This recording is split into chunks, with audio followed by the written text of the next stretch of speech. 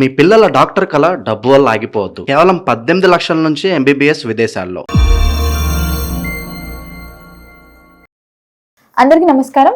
ప్రస్తుతం మనతో పాటు ఉన్నారు ప్రముఖ తంత్ర జ్యోతిష్యులు, జ్యోతిష్య రత్న, జ్యోతిష్య సామ్రాట్ డాక్టర్ చింతల రుక్మందర్ రావు గారు. గురుగారితో మాట్లాడదాం. నమస్కారం గురుగారు. మాతృదేవోభవ, పితృదేవోభవ, ఆచార్య దేవోభవ. ఓం నమో మాందేశ్వరాయ నమః. అందరూ బాగుండాలి, అందరికి మంచి జరగాలి.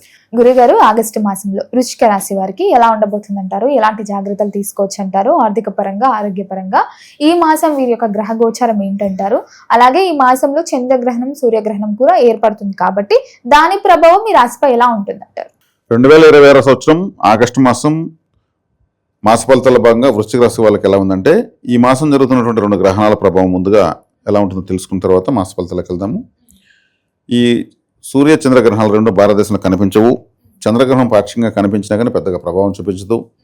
విదేశాల్లో ఉన్నటువంటి వృశ్చిక రాశి వాళ్ళకి ఇది 100% పనిచేస్తుంది. అందులో కూడా వీళ్ళకు సూర్యగ్రహణం చాలా మంచిది, చంద్రగ్రహణం కాస్త దోషాన్ని ఇస్తుంది. దశమ కేంద్రంలో సూర్యగ్రహణం మంచిదే. అదేవిధంగా 4వ ఇంట్లో వస్తున్నటువంటి చంద్రగ్రహణం కాస్త అసౌకర్యం.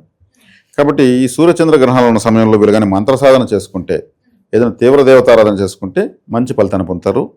ఈ చంద్రగ్రహణానికి వీళ్ళు బియ్యాన్ని దానం చేయడము, పాలు, ఒక వెండి కప్పులో నెయ్యి పోసి 2 పడగలను, వెండి సర్పాలను పెట్టి దానం ఇవ్వడం మంచిది. విదేశాల్లో ఇచ్చే సౌకర్యం లేకపోతే భారతదేశంలో వాళ్ళ పేరు మీద వాళ్ళ ఇంటి వాళ్ళు ఇవ్వచ్చు. ఇది చేసుకోవచ్చు. గ్రహణానికి ఇది సింపుల్గా ఇదే సరిపోతుంది. తర్వాత వీళ్ళకు రాశ్యాధిపతి అయినటువంటి కుజుడు అష్టమ స్థానంలో ఉన్నాడు. అదేవిధంగా పంచమ స్థానంలో శని వక్రంలో ఉన్నాడు. 4వ ఇంట్లో రాహు ఉన్నాడు. 10వ ఇంట్లో కేతు ఉన్నాడు. రవిగ్రహము 10వ ఇంట్లో ఉంది. 9వ స్థానంలో గురువు, బుధుడు ఉన్నారు. లాభస్థానంలో శుక్రుడు ఉన్నాడు. ఇలా గ్రహాలు ఒక విధంగా పొజిషన్లో ఉన్నాయని చెప్పచ్చు. 9వ స్థానంలో గురువు, బుధుడు ఉండడం చాలా మంచిది. 10వ ఇంట్లో దిగ్బలాన్ని పొందినటువంటి రవి ఉండడం మంచిది. అదేవిధంగా శని వక్రించాడు, గురువు చూస్తాడు. కాబట్టి శని యొక్క ప్రభావం కూడా గురువు నియంత్రించేస్తున్నాడు. లాభస్థానంలో శుక్రుడు ఉన్నాడు. కాకపోతే లాభస్థానంలో శుక్రుడు ఉంటారా అంటే స్త్రీల వల్లే సంతోషము, స్త్రీల వల్లే కష్టము. అంటే లాభస్థానంలో శుక్రుడు ఉంటే అలా ఉంటుంది. స్త్రీలతో లాభం ఉంటుంది, నష్టం 2 ఉంటాయని అర్థం. లాభస్థానంలో శుక్రుడు ఉండడం వల్ల జన్మజాతకం కూడా ఎవరికైనా శుక్రుడు లాభంలో ఉంటే స్త్రీల వల్ల బెనిఫిట్ పొందుతారు, వాళ్ళ వల్ల నష్టాలు పొందుతారు. అంటే ఆ 2 సమానంగా వస్తాయన్నమాట. కాబట్టి ఇక్కడ నీచబడ్డాడు కాబట్టి వీళ్ళు కేర్ఫుల్గా ఉండడమే మంచిది.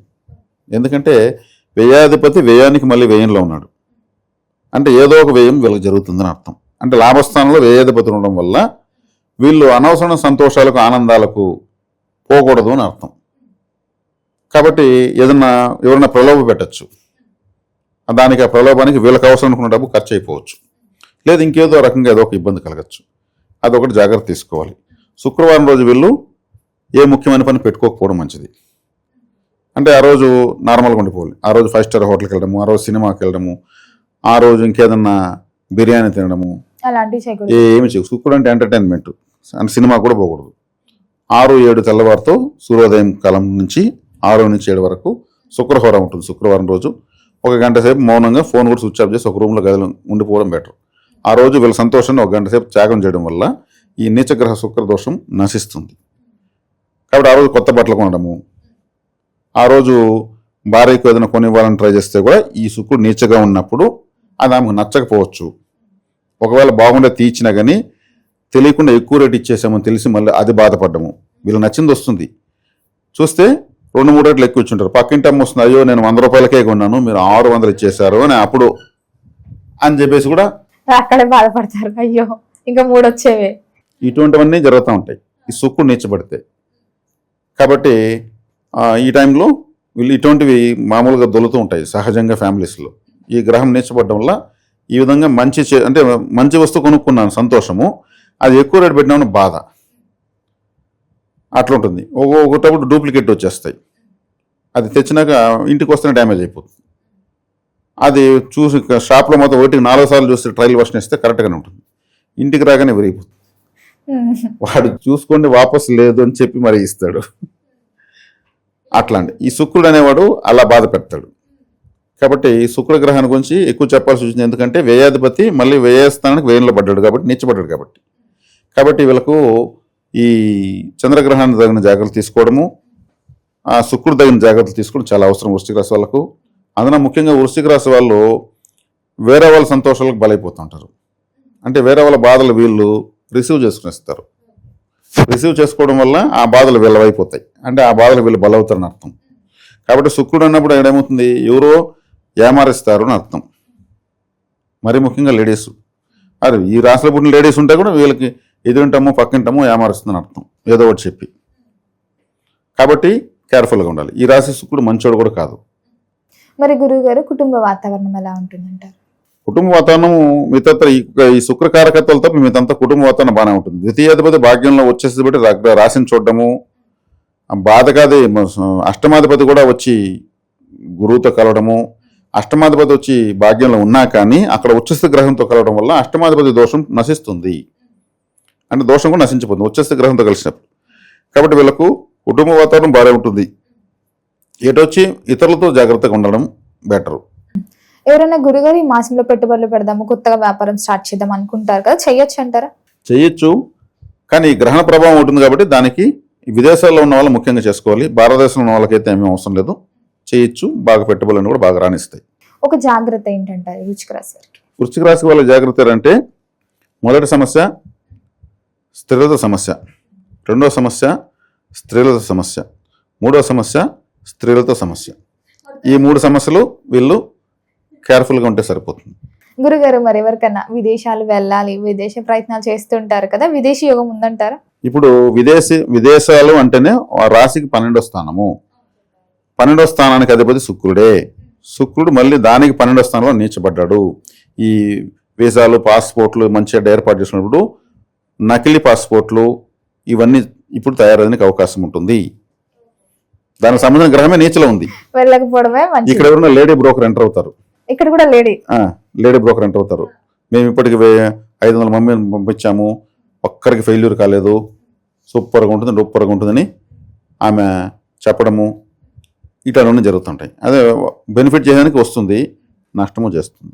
శుక్రుడు లాభంలో ఉన్నాడు కదా, కాబట్టి ఇప్పుడు పాస్పోర్ట్ విదేశాలు అంటే కూడా ఇక్కడ శుక్రుడే దానికి ఇన్ఛార్జ్.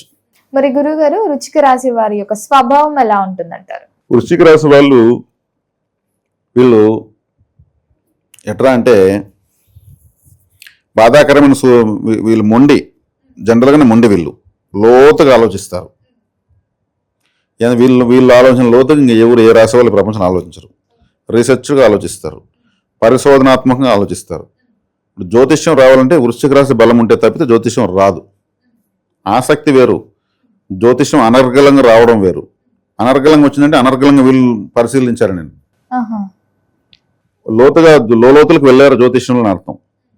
అంటే వాళ్ళు వృశ్చిక రాశిలో పుట్టకపోవచ్చు, ఏ లగ్నంలో పుట్టచ్చు, కానీ వృశ్చిక రాశి ప్రభావం ఉండాలన్నా నేను. ఆ ప్రభావం ఉంటే ఒక జ్యోతిష్ శాస్త్రవేత్త కావాలన్నా, ఒక అంతరిక్ష శాస్త్రవేత్త కావాలన్నా, ఒక భూగర్భ శాస్త్రవేత్త కావాలన్నా, ఒక వృక్ష పరిశోధకుడు కావాలన్నా, ఒక అగ్రికల్చర్ సైంటిస్ట్ కావాలన్నా, అసలు ఏ సైంటిస్ట్ ఏ విధమైన రీసెర్చర్ కావాలన్నా, నాసా సైంటిస్ట్ కావాలంటే కూడా వృశ్చిక రాశి ప్రభావం కావాల్సింది. అంటే పరిశోధన అనేటువంటిది వృశ్చిక రాశి. కాబట్టి ఇటువంటి స్వభావాలు, ఇటువంటి టాలెంట్ కలిగి ఉంటారు వీళ్ళు. ఈ పరిశోధనలు ఇట్లా వాటిలో వెళ్ళి ఇతర సంతోషాలను పూర్తిగా కోల్పోతారు. ఇంకా దాని మీదే ఉంటది కాన్సన్ట్రేషన్ అంతా. లైఫ్లో మిగిలిన సంతోషాలు మొత్తం వీళ్ళు అనుభవించలేకపోతారు. అంటే police department, CBI, army, doctors, ఇటువంటి వాళ్ళంతా ఇందులోకి వస్తారు. బోరు బావులు వేస్తారు, రిగ్గు బండ్లు, బోర్ బండ్లు పాతాళంలోకి, ఇటువంటివన్నీ కూడా ఇందులోకి సంబంధించిన వాళ్ళే. మరి గురుగారు ఈ మాసంలో వీరు ఏ దైవ నామస్మరణ చేస్తే బాగుంటుందంటారు? ఎలాంటి రెమెడీస్ చేసుకుంటే ఇంకా కలిసి వస్తుందంటారు ఈ మాసంలో? ఈ మాసం వీళ్ళు చేసుకోవాల్సినటువంటి ముఖ్యమైన పరిహారము, గురువు బాగా ఉన్నాడు లగ్నాన్ని చూస్తాడు కాబట్టి చక్కగా వీళ్ళు సుబ్రహ్మణ్య ఆరాధన చేయాలి. సుబ్రహ్మణ్య ఆరాధన ఎందుకు చేయాలంటే ఈ రాశ్యాధిపతి అష్టమంలోకి వెళ్ళాడు. ఈ రాశ్యాధిపతి అష్టమంలోకి వెళ్ళడం వల్ల, దుస్థానంలో ఉండడం వల్ల వీళ్ళు సొంత ఊర్లో ఏమీ ప్రయోగాలు చేయకుండా, సొంత ఊర్లో ఎక్కువగా డీలింగ్స్ పెట్టుకోకుండా ఉండడం మంచిది. ఏదైనా గొడవలు వస్తాయి, ఆ గొడవల కాడికి వెళ్ళి కూర్చోవడము, లేదు నీ తప్పు నీది రైట్ అనడము, దాంట్లో వీళ్ళు విలన్ అయిపోవడము, ఇటువంటివన్నీ జరుగుతాయి. కాబట్టి 8వ స్థానంలో గ్రహం ఉంటే సొంత ఊర్లో వదిలేయాలని అర్థం. కాబట్టి ఈ మాసం వీళ్ళు చక్కగా ఏదో ఒక పని పెట్టుకుని బయట పోతూ వస్తూ ఉండాలి, తప్పించుకోవాలి. ఇది ముఖ్యమైన సూచన. గురుగారు, మొత్తం మీద ఆగస్టు మాసంలో వృశ్చిక రాశి వారికి ఎలా ఉంది, ఎలాంటి జాగ్రత్తలు తీసుకోవాలో తెలియజేసినందుకు ధన్యవాదాలండి. ధన్యవాదాలు.